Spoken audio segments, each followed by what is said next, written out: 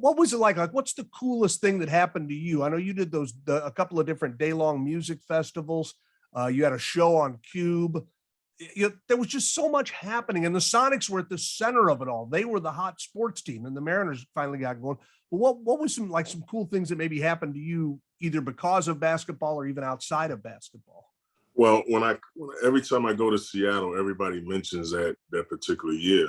I mean, because that was a ticket that everybody went to. Now, as a player, I didn't know that was the feeling, that everybody had. I mean, the bars was full. Queen Anne was popping. Pagliacci's, everybody needed a pizza slice or something like that. And I mean, everything was just on flight. But the thing is that even still now, some people, because of the NBA took away at the team, it seems like it makes that era or that time even more precious, because of the fact that we just did so many good things for the city, and it was a buzz, and that place was packed.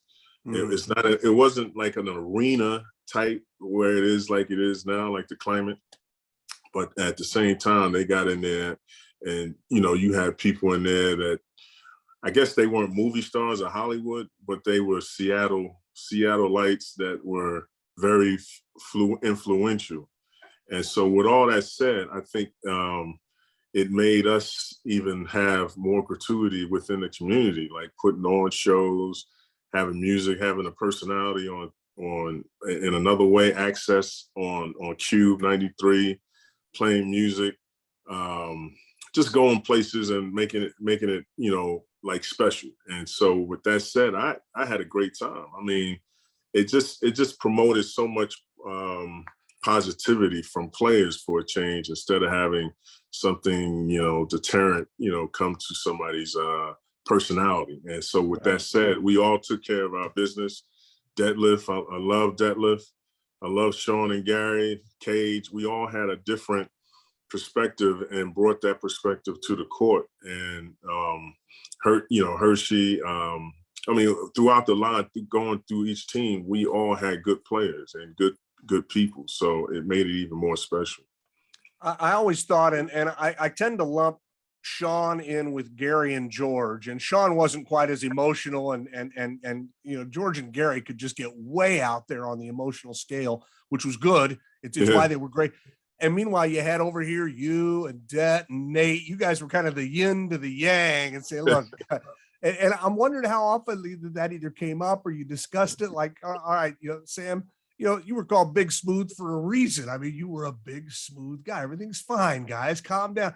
And how often or did you have to go with Gary and say you got to rein it in, because that was part of his game. But he and George also, they could get to where they were almost being destructive to each other. Yeah, that always came up with Gary and George Karl. I couldn't understand why they were going at it, but I understand. Looking back on it, I do understand why George Karl was so pensive on Gary, because of the fact he needed Gary to be at the games. He needed Gary to lead, because he was our leader. And there was so much responsibility on a guard such as he. And he's come out of it, looking like, the good Samaritan, because he's the Hall of Famer, he's the glove, he's an icon, things of that nature. But because of the different personalities and the yin, the yang, as you say, that's what made it special. I mean, when we had to talk about each other in the locker room, we had to get on each other just a little bit. I mean, in my calm manner, I had to get on somebody. But the thing is just it wasn't the loudness or the screeching of a George Karl talking to a Gary, or Sean missing practice and no excuse. And so we had to ring some people in and make sure that we're on the same page, because if you're not on the same page, then we got some problems. And so we had to make sure that the guys like Nate, Detlef, myself, Frank, and Hershey, we had to make sure that this team was, on point. And so we had to collectively have fun in practice. And when guys didn't feel like practicing, there was times I didn't feel like practicing, but I made it a habit to just go ahead and make sure I did what I did and rein somebody else in that like Gary didn't want to practice. And we all colluded on the sideline, on the court, and said, we're going to get Gary to practice today because he don't feel like it. So we had a fun 3-on-3 or whatever. He wanted to come in, and you know how he talks. He boasts like, I bust your behind or whatever. We finally got him to practice just on that little stuff. And so that's how we were. And, Gary had a vocabulary that was interesting, but we teased him, and we made it so much fun to the point where when it came to the games, we were all in sync. And that was a special thing about us.